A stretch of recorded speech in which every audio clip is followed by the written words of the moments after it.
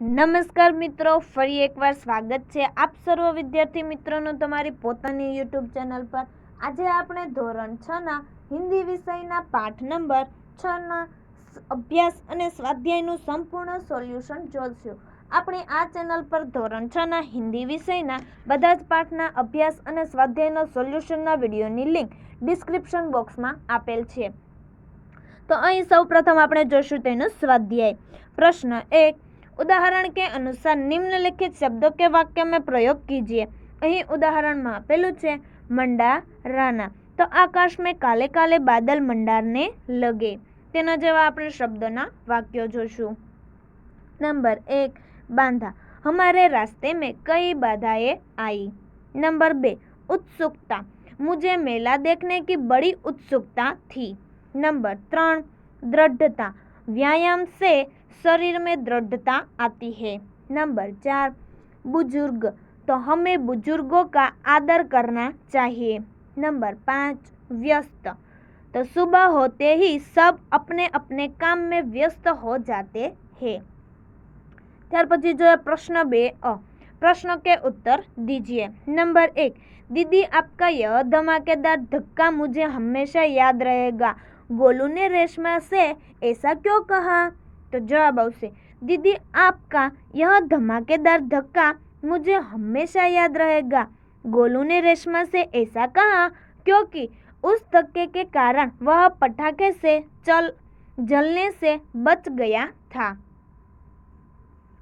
त्यार पछी जोईए नंबर 2, रेशमा की शारीरिक कमी उसके इरादों में भी कभी बाधा नहीं बनी, भाव समझाइए। तो जवाब आवशे, पोलियो के कारण रेशमा के दोनों पाँव बेजान हो गए थे, लेकिन इस शारीरिक कमी से उनकी हिम्मत में कभी कमी नहीं आई थी। वह हर काम पूरे आत्मविश्वास और लगन से करती थी। पोलियो से उसके पैर निकलने हो गए थे, पर उसका मन कमजोर नहीं हुआ था। त्यार पछी जोईए ब, यदि आपकी कक्षा में रेशमा की तरह कोई बच्चा दाखिला ले तो आप, तो जवाब आगे जोईए नंबर 1, किन किन बातों का ध्यान रखेंगे। जोईए जवाब तेनो, यदि हमारी कक्षा में रेशमा की तरह का कोई विकलांग बच्चा दाखिला ले तो मैं उसकी हंसी नहीं उड़ाऊंगा। मैं उसके प्रति पूरी हमदर्दी रखूंगा और इस बात का ख्याल रखूंगा कि मेरे किसी व्यवहार से उसके दिल को चोट न पहुंचे। त्यार पछी नंबर 2, किस तरह उसकी सहायता करेंगे। तो जवाब आवशे, मैं खेल कूद तथा अन्य प्रवृत्तियों में अपने विकलांग सहपाठी को अवश्य शामिल करूंगा। मैं किसी भी तरह उसकी उपेक्षा नहीं होने दूंगा। त्यार पछी जोईए नंबर 3, विद्यालय में क्या परिवर्तन करना चाहेंगे। तो जवाब आवशे, मैं आचार्य जी से निवेदन करूंगा कि वे शाला में ऐसे कार्यक्रमों का आयोजन करें जिनमें विकलांग विद्यार्थी भी भाग ले सके। त्यार पछी नंबर 4, बाकी बच्चों को क्या सलाह देंगे। तो जवाब आवशे, मैं बाकी बच्चों को यह सलाह दूंगी कि वे उस विकलांग साथी को सहयोग दे और उसके साथ प्रेम पूर्व व्यवहार करें। त्यार पछी जो प्रश्न नंबर 3, सोच कर बताइए। नंबर 1, दीपावली पर आपके परिवार में क्या क्या विशेष तैयारियां की जाती है। तो जवाब आवशे, दीपावली पर हमारे परिवार में सर्वप्रथम पूरे घर की सफाई की जाती है। सभी चीज़ों को झाड़ पोंछ कर उन्हें फिर से व्यवस्थित ढंग से रखा जाता है। इसके बाद कुछ मीठे और कुछ नमकीन पकवान बनाए जाते हैं। परिवार के सदस्यों के लिए नए कपड़े सिलाए या खरीदे जाते हैं। नंबर 2, क्या दीपावली पर पटाखे छुड़ाने चाहिए, क्यों। तो जवाब आवशे, दीपावली पर पटाखे नहीं छुड़ाने चाहिए क्योंकि इससे थोड़ी सी खुशी मिलती है, परंतु भारी खतरा रहता है। पटाखों के कारण पैसों की बर्बादी होती है और वायु प्रदूषण बढ़ता है। नंबर 3, किसी ऐसी घटना का वर्णन कीजिए जब आपको किसी ने बचाया हो या आप ने किसी की सहायता की हो। तो जवाब आवश्य पिछले वर्ष में अपने मामा जी के गांव गया था। वहां नदी में नहाते नहाते मैं गहरे पानी में चला गया और डूबने लगा। तैरना न आने से मेरे प्राण संकट में थे। मेरे साथ नहाने के लिए आए लड़के ने यह देखा। वह तुरंत तैरकर मेरे पास आया और मुझे किनारे तक खींचकर ले गया। उसकी सूझबूझ और प्रयत्न से उस दिन में डूबने से बच गया। इस घटना को मैं कभी नहीं भूल सकता। ચાલો ત્યાર પછી હવે આપણે જોશું તેનો સ્વાધ્યાય, જેમાં પ્રશ્ન નંબર 1, प्रश्नों के उत्तर दीजिए। नंबर 1, सुबह से घर के सभी लोग सफाई क्यों कर रहे थे? तो जवाब आवश्य दीपावली का त्योहार निकट था। त्योहार से पहले ही सब घरों में साफ सफाई होने लगती है, इसीलिए सुबह से घर के सभी लोग साफ सफाई कर रहे थे। ત્યાર પછી જોઈએ નંબર 2, रेशमा को घर की सफाई में क्यों नहीं लगाया गया होगा? तो जवाब आवश्य रेशमा जब 5 वर्ष की थी तब उसे पोलियो हो गया था। उसके दोनों पैर निकल में हो गए थे। इसी शारीरिक कमी के कारण उसे घर की सफाई में नहीं लगाया गया होगा। ત્યાર પછી नंबर 3, रेशमा ने अपनी माँ के काम में किस तरह मदद की? तो जवाब आवश्य अलमारी से बर्तन और डिब्बे उतारकर साफ किए गए थे। रेशमा ने डिब्बों पर लेबल लगाए, फिर वह एक एक बर्तन और डिब्बा माँ को देती गई और माँ उन्हें व्यवस्थित ढंग से रखती गई। इस प्रकार पहिएदार कुर्सी पर बैठे बैठे रेशमा ने माँ की मदद की। ત્યાર પછી जो है नंबर 4, माँ ने रेशमा को बाजार क्यों भेजा? तो जवाब आवश्य माँ को लड्डू बनाने के लिए कुछ सामान की जरूरत थी। पति दफ्तर चले गए थे। बेटा गोलू अभी बहुत छोटा था। दादा और दादी बहुत बुजुर्ग थे। माँ को परेशान देखकर रेशमा ने माँ से कहा कि आप मुझे सामान की सूची और एक थैली दे दीजिए, सामान मैं ले आऊंगी।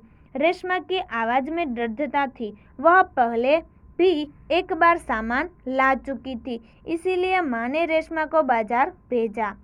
नंबर 5, रेशमा ने गोलू को धक्का क्यों मारा?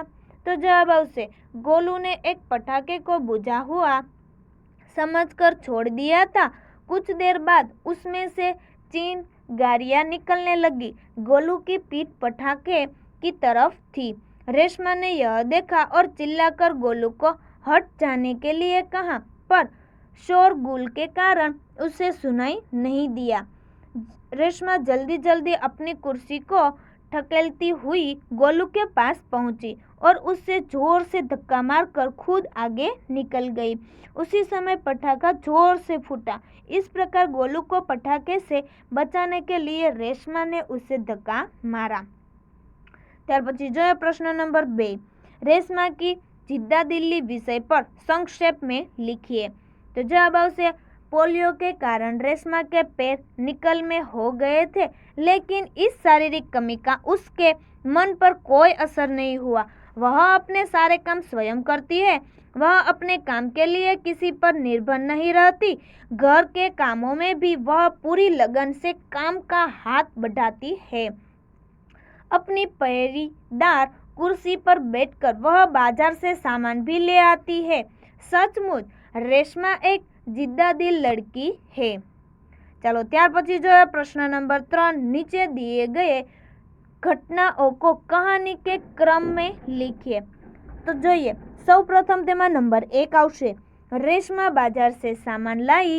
ત્યાર પછી नंबर 2, रेशमा का घर दियो से झिलमिल प्रकाश से जगमगाने लगा। नंबर 3, गोलू अपने दोस्तों के साथ पटाखे छुड़ाने में मस्त था। नंबर 4, रेशमा ने गोलू को जोर से धक्का मारा। नंबर 5, माँ ने रेशमा को कहा कहीं चोट तो नहीं लगी। नंबर 6, सबने रेशमा की पीठ थपथपाई। ત્યાર પછી जो है प्रश्न 4 निम्नलिखित मुहावरे के अर्थ देकर वाक्य में प्रयोग कीजिए। नंबर 1, आंखों का तारा होना। જોઈએ बहुत प्यारा होना वाक्य बनसे रमेश अपनी माँ की आंखों का तारा है। नंबर 2 हाथ बटाना काम से मदद करना वाक्य बनसे दीदी घर के कामों में माँ का काम बटाती है। नंबर 3 पीठ थपथपाना शाबाशी देना वाक्य बनसे मुझे प्रतियोगिता में इनाम मिलने पर पिताजी ने मेरी पीठ थपथपाई।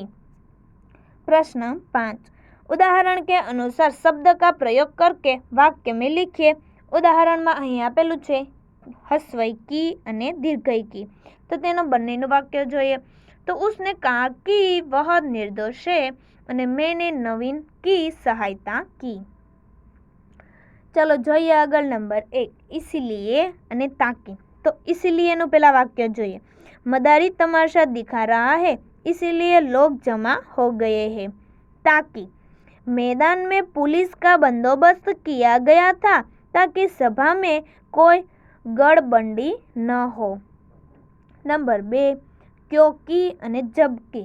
क्योंकि तो मैंने छाता खरीदा क्योंकि वर्षा ऋतु आ गई थी। जबकि बेटी सावली है जबकि माँ बाप दोनों गोरे हैं। ત્યાર પછી नंबर 3 और અને और। तो और मैं आपकी ओर ही आ रहा था અને और तो भाई और बहन दोनों बहुत अच्छे हैं। ત્યાર પછી नंबर 4 मैं અને मैं। तो मैं पढ़ता हूँ અને मैं बच्चे घर में शोर मचा रहे हैं। प्रश्न 6 नीचे दिए गए वाक्यों का वचन परिवर्तन कीजिए। અહીં ઉદાહરણ में આપેલું છે તે પ્રમાણે આપણે નીચે પણ વાક્યના વચન પરિवर्तन જોઈએ। नंबर 1 ऐसी कई घटनाएं मेरे साथ घटी है। तो जो ऐसी कई घटना मेरे साथ घटी है। नंबर 2 परिचारिका ने मरीज को की अच्छी तरह से देखभाल की। तो परिचारिका ने मरीजों की अच्छी देखभाल की। नंबर 3 रात को मैंने सुंदर सपना देखा। रात को हमने सुंदर सपना देखा। नंबर 4 भूकंप का हिटका आया फिर भी मैं नहीं घबराया। भूकंप के हिटके आए फिर भी मैं नहीं घबराया। ત્યાર પછી આગળ જોઈએ ब नीचे दिए गए शब्दों को चित्र में शब्द के क्रमानुसार लिखिए। અહીં જે શબ્દો આપેલા છે તેને શબ્દ ક્રમાનુસાર લખીશું। તો સૌપ્રથમ આવશે અંગૂર, ત્યાર પછી આવશે આકાશ, તુફાન, નિર્દોષ, ભૂકંપ, મરીચ, મહેનત, શ્રેષ્ઠ અને સુંદર। તો આ વિડીયોની લિંક તમે તમારા મિત્રો અને દોસ્તોને જરૂરથી શેર કરજો। ફરી મળીશું આપણે પાઠ નંબર 7ના સંપૂર્ણ સોલ્યુશન સાથે।